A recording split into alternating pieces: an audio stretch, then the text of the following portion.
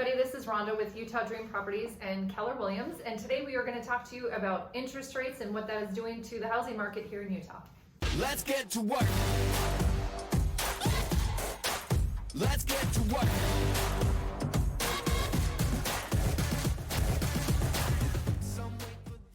Okay everybody, currently it is the end of August 2023 and we've seen a ton of changes this year in our housing market. The main one, and you've probably seen this all over the headlines too, is the increase in interest rates, and it's impacted people pretty hard. Somebody that, for example, may have qualified for a certain amount at the beginning of the year, and now they qualify for much less, and the housing prices really haven't dropped to correlate to that, so they are able to buy less than they were at the beginning of the year, less house. So I wanted to talk to you a little bit about that, maybe what this might mean for you and what this means for our market and why we don't think it's really doom and gloom. Maybe it's not the best news that we've ever heard, but there's still opportunities out there.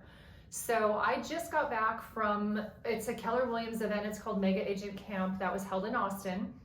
I love that conference, it's every year in August, and what they do is they have people on stage that really go through the current state of the economy, the current state of the housing market, and then they look backwards and they show trends that have historically happened and what we can expect in the future. So of course it's not a prediction by any means, but it is using historical facts to just make decisions on what might happen. So one thing that I thought was just very interesting and that really impacted me a lot is we learned that the GDP is down. So the gross domestic product is down, but people still are spending money. They're just spending money in different ways. So when Cory and I talk to people, we want you to be smart with your money, and people are still going out, they're still buying cars, they're still buying RVs, they're buying things that are depreciating instead of buying things that are appreciating because they can't afford as much house as they used to, and everyone's telling them the interest rates are so terrible that now is a terrible time to buy.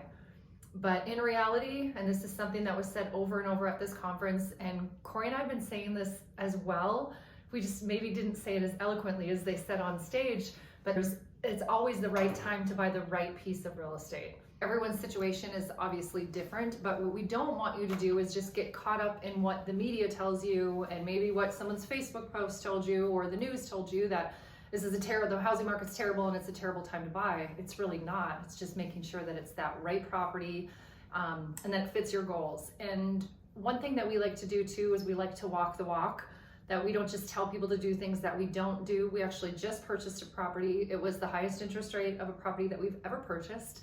Our first house was at a 7.2. We just purchased at a 7.4. Maybe not a great interest rate, and honestly, it didn't make me happy, the interest rate, but I have that property. Now, if I would have waited, if we would have talked about it and said, hey, you know what, the interest rates are higher than we're used to, we're gonna wait. If the interest rates drop, we're all kind of predicting this, if the interest rates do start to drop steadily, what's gonna happen to prices? They're gonna go up. So we made the decision to, hey, we wanna lock in this price now. We were able to get some closing costs covered, which was great. We weren't able to do that a couple years ago, and if you were in the market, you remember how that goes. We didn't have to pay above appraisal, and we have that property. And another thing too is just looking at historically, and this is kind of a conservative number, but real estate should go up, and it has gone up over the years about 4% a year. So if you just look at that as a conservative number, I would rather have something that goes up 4% a year than to buy something that depreciates the second I drive it off the lot. So it's just something to think about if you are willing to purchase an RV or a car and you're afraid of the housing market.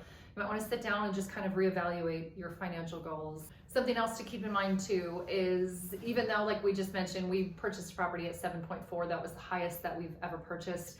Historically, going back to the 80s, the average was 8%. So we're still a little bit under there. So keep that in mind. And of course, if you want to run through your financial situation, see if it's a good idea for you to purchase or not, we would love to talk about that with you.